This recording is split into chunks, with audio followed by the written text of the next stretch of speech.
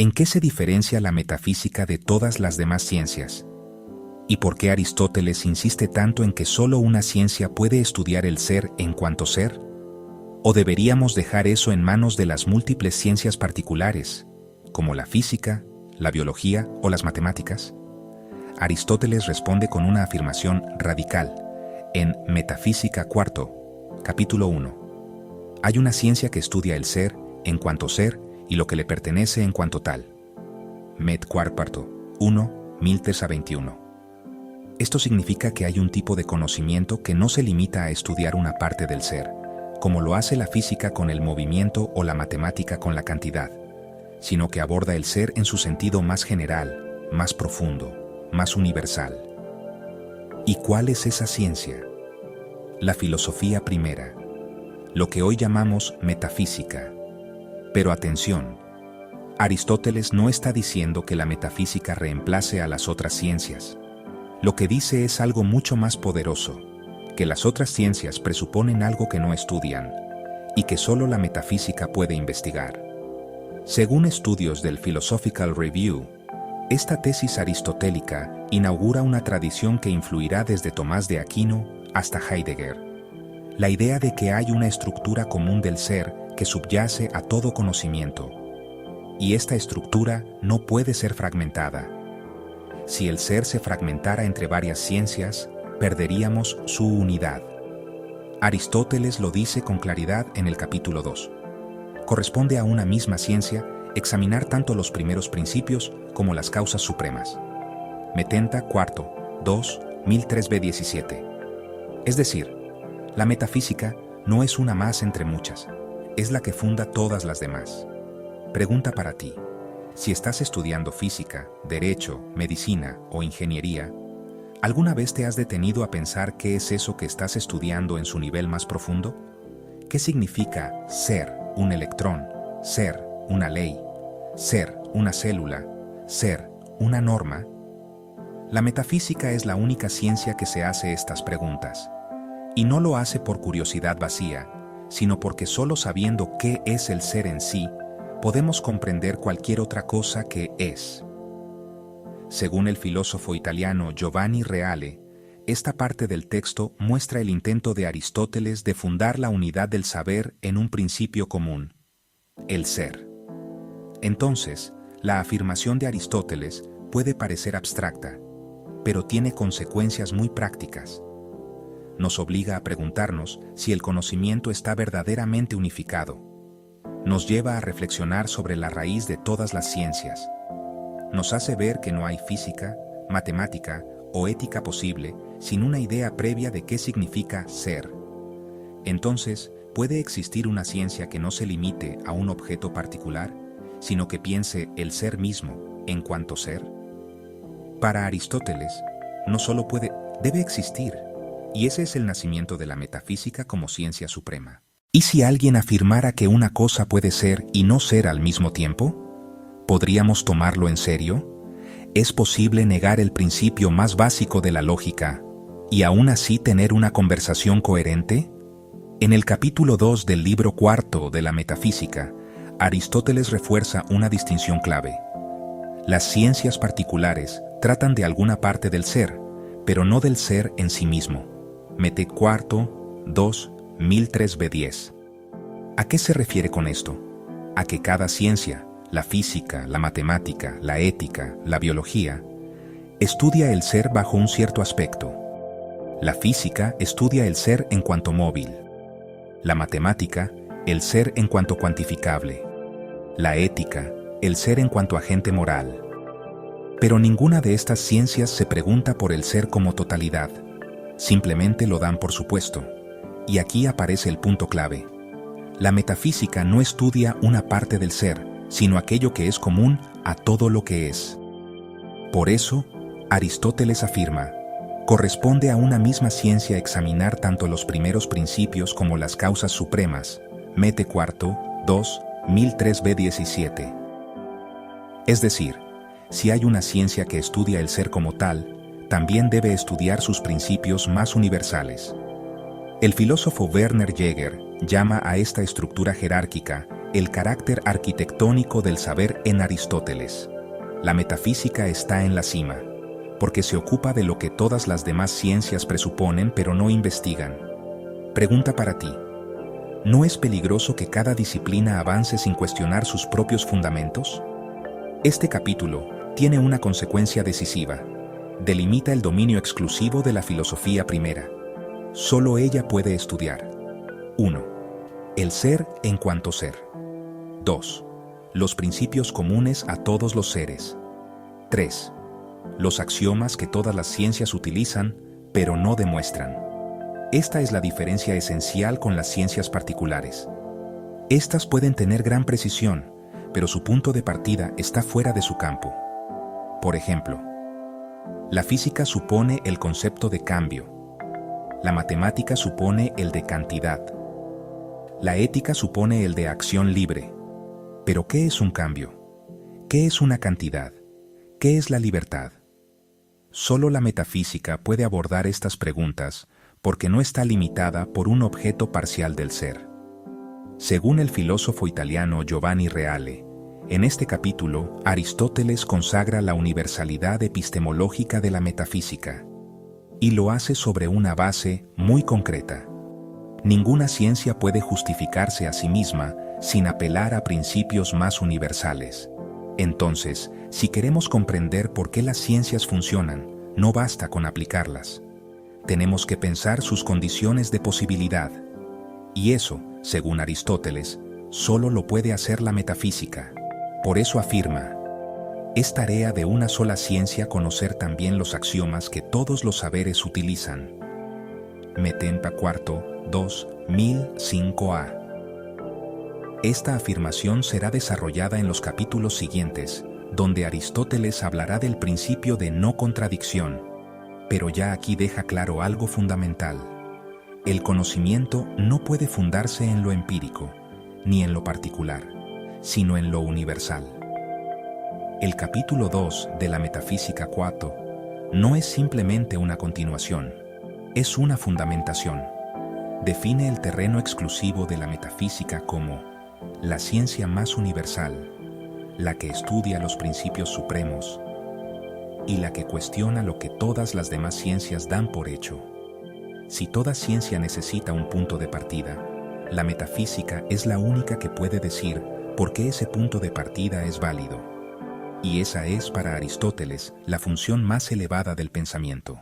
Y si alguien insiste, el principio de no contradicción no es necesario, ¿yo sí puedo pensar que algo sea y no sea al mismo tiempo? ¿Deberíamos tomarlo en serio o simplemente ignorarlo?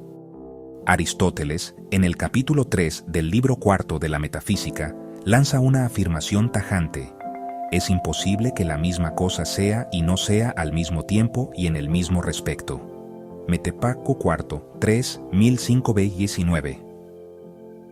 Esta frase enuncia lo que será conocido como el principio de no contradicción. Y no es solo una regla lógica. Aristóteles lo considera el fundamento de todo pensamiento posible. Pregunta para ti: ¿podrías razonar, discutir o aprender si aceptaras que cualquier cosa puede ser verdadera y falsa a la vez? Para Aristóteles, no. De hecho, sostiene que quien niega este principio no puede ni siquiera decir algo significativo. Hay algunas personas que, como si se tratara de un juego, se atreven a decir que lo mismo puede ser y no ser. Pero no creen realmente lo que dicen. Met IV, 3, 1005-24. Según el filósofo Charles Kahn, este capítulo no busca simplemente refutar a los escépticos, sino establecer las condiciones mínimas de racionalidad. Porque si se puede negar el principio de no contradicción, entonces se puede afirmar cualquier cosa, y también su contrario.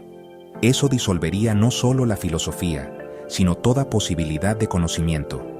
¿Puede existir el diálogo, el juicio o incluso la ciencia si todo puede significar su opuesto? Aristóteles propone un criterio muy claro para distinguir entre lo pensable y lo impensable. Quien dice que algo es y no es, no dice nada. Metempa IV, 3, 1006a-2. Y va más allá. Afirma que ni siquiera se puede actuar coherentemente sin aceptar este principio. Porque vivir es actuar, y actuar es suponer que unas cosas son preferibles a otras, lo cual presupone que no todo es igual, ni contradictorio. Mete IV, 3, 1006 a 15. Aquí Aristóteles anticipa lo que siglos después desarrollará Kant, que los principios lógicos no solo regulan el pensamiento, sino también la experiencia.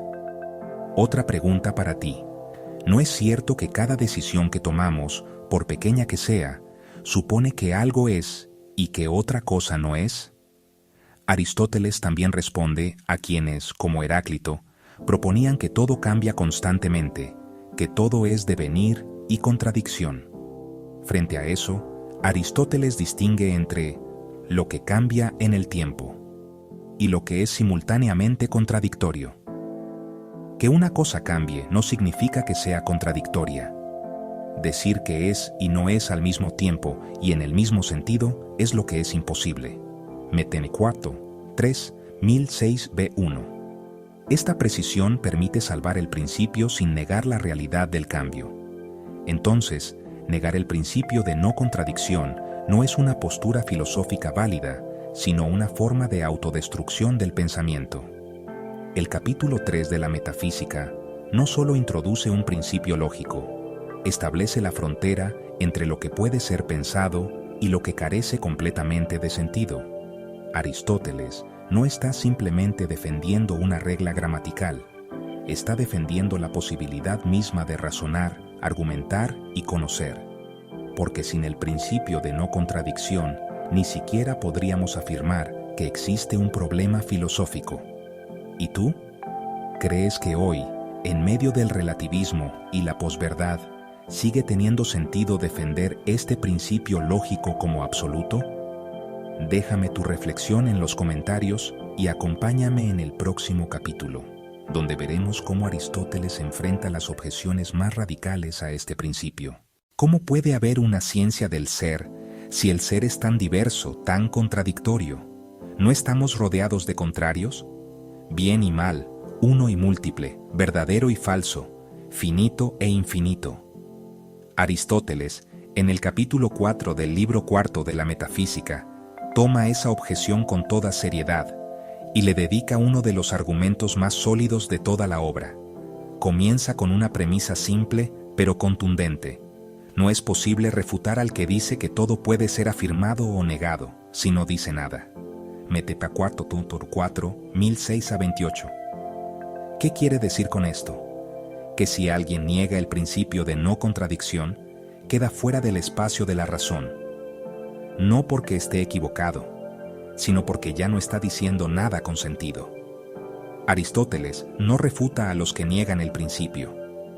Muestra que no hay nada que refutar, porque al negar la lógica, también están negando su propia posibilidad de hablar, pensar o significar algo.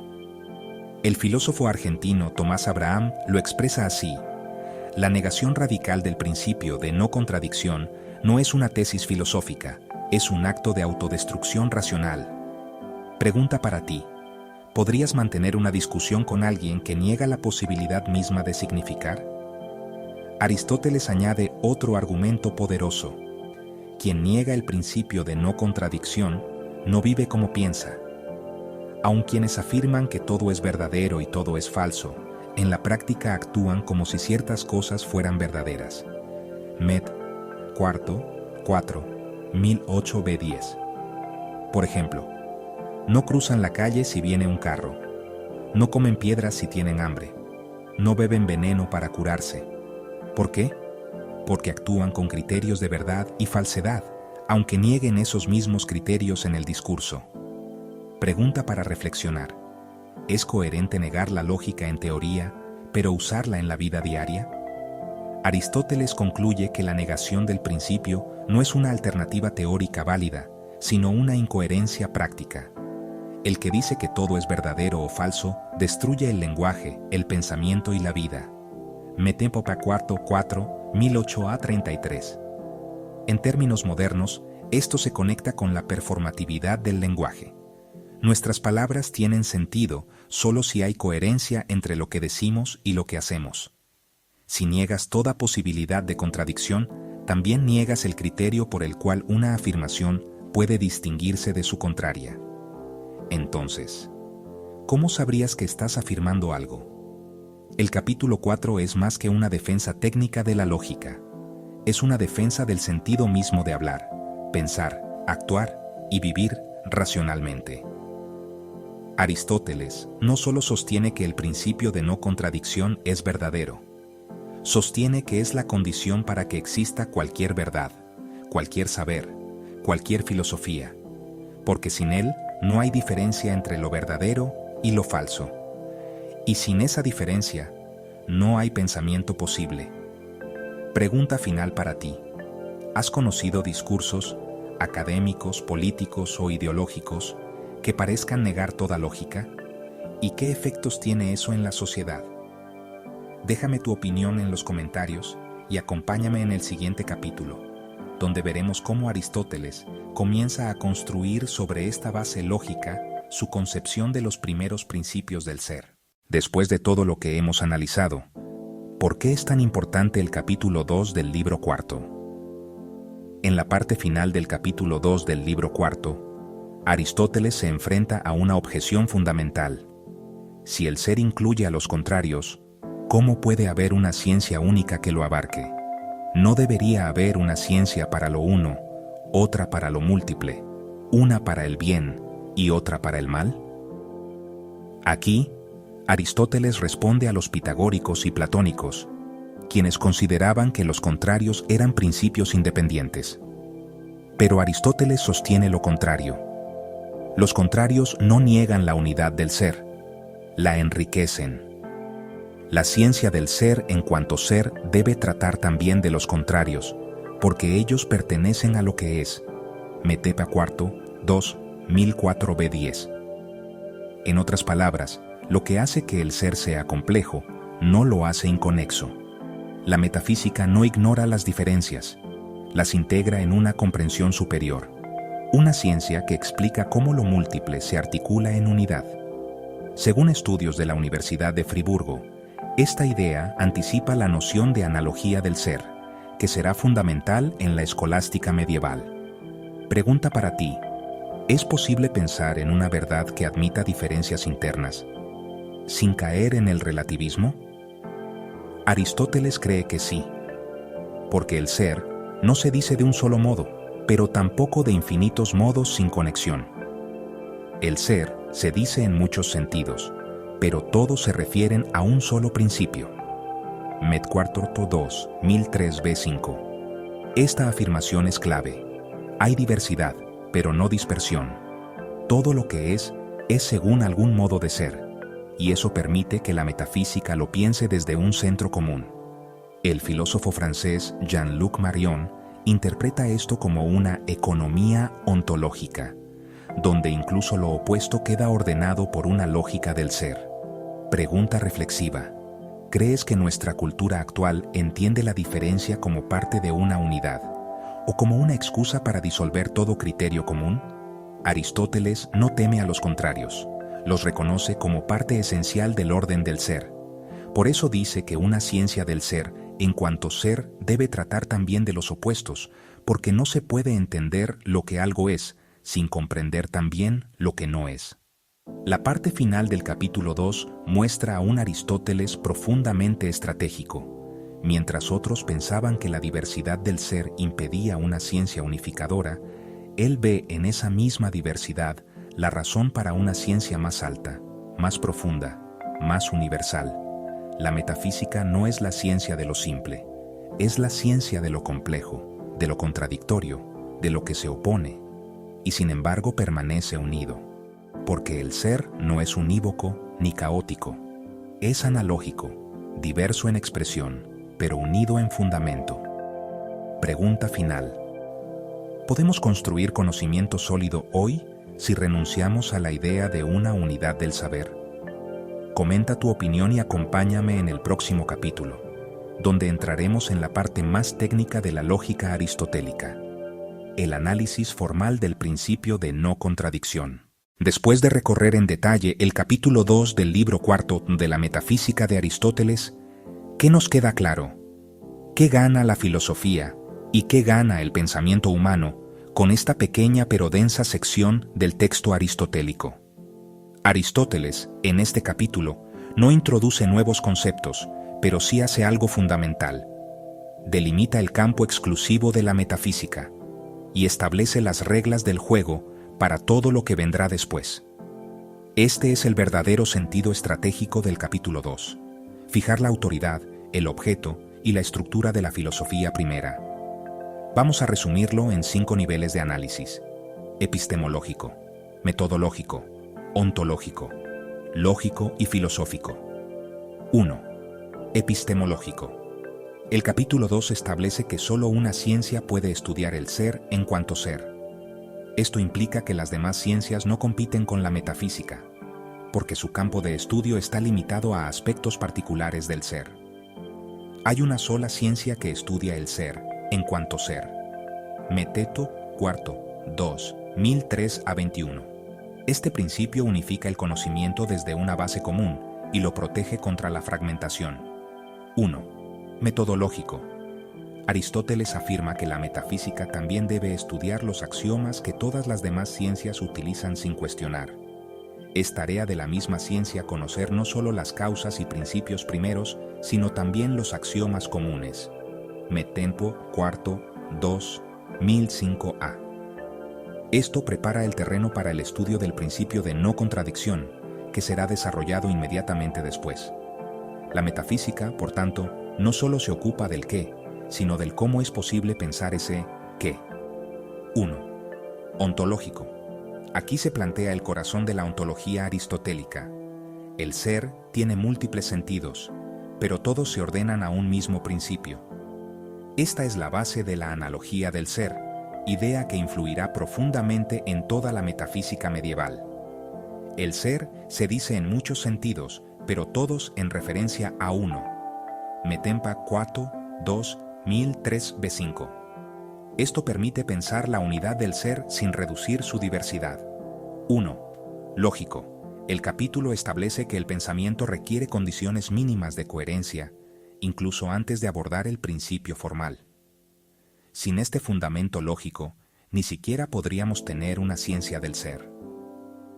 Aunque el principio de no contradicción se tratará en los capítulos siguientes, este texto ya anticipa su necesidad lógica. 1. Filosófico. Finalmente, este capítulo sitúa a la metafísica como la ciencia más alta. ¿Por qué?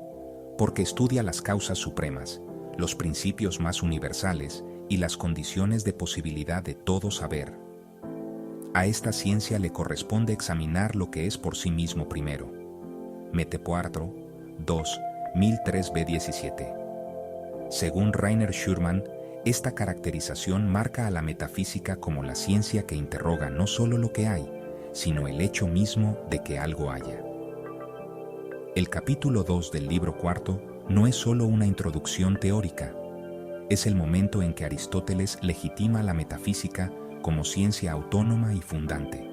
Después de esto, ya no se trata solo de estudiar el ser, se trata de saber cómo es posible estudiarlo sin contradicción, desde sus principios, en toda su complejidad. Aquí la filosofía deja de ser un discurso general y se convierte en la ciencia de los fundamentos del conocimiento mismo. ¿Crees que todavía hoy tiene sentido hablar de una ciencia de los primeros principios? ¿O estamos tan fragmentados que ya nadie se atreve a pensar el saber como un todo? Después de recorrer en detalle el capítulo 2 del libro cuarto de la Metafísica de Aristóteles, ¿qué nos queda claro? Primero, que Aristóteles no está simplemente teorizando por gusto, está construyendo las bases de toda la filosofía occidental. Mientras el capítulo anterior, el capítulo 1, definía el objeto de la metafísica como el ser en cuanto ser, el capítulo 2 delimita la ciencia que debe encargarse de ese objeto, y lo hace con 3 afirmaciones claves. Su unicidad. Solo una ciencia puede estudiar el ser en cuanto ser. Todas las demás ciencias se ocupan de aspectos particulares del ser. La física, del movimiento, la matemática, de la cantidad, la ética, de la acción. Pero solo la metafísica puede interrogar el ser en su totalidad, su universalidad. La metafísica no está limitada por un género específico. Es la ciencia de lo común, de lo universal, de lo que todas las demás suponen, pero no examinan. Es lo que Aristóteles llama filosofía primera. No por jerarquía moral, sino porque viene antes en el orden del saber. Su supremacía. La metafísica es también la ciencia de los principios lógicos, de los axiomas y fundamentos que hacen posible cualquier conocimiento. Por eso, es superior en dignidad y en necesidad. La sabiduría es el conocimiento de las causas más universales y necesarias. Metemina, I. 1, 982a1. Este capítulo, entonces, prepara el terreno para el principio de no contradicción, que Aristóteles abordará en los capítulos siguientes. Sin esta legitimación previa, esa discusión no tendría fundamento. Si llegaste hasta aquí, estás pensando como Aristóteles, desde los fundamentos. Te invito a que reflexiones. ¿Qué ciencia estudia lo que tu disciplina da por hecho? ¿Qué principios aceptas sin cuestionar en tu área de estudio? ¿Tiene sentido pensar el saber desde su raíz? Si estas preguntas te mueven, entonces estás en el lugar correcto. Déjame tu opinión en los comentarios. Suscríbete al canal si quieres seguir esta serie sobre la metafísica de Aristóteles, explicada como en clase. Y comparte este video con quienes aman pensar hasta el fondo de las cosas. Porque, como decía Aristóteles, todos los hombres desean por naturaleza saber.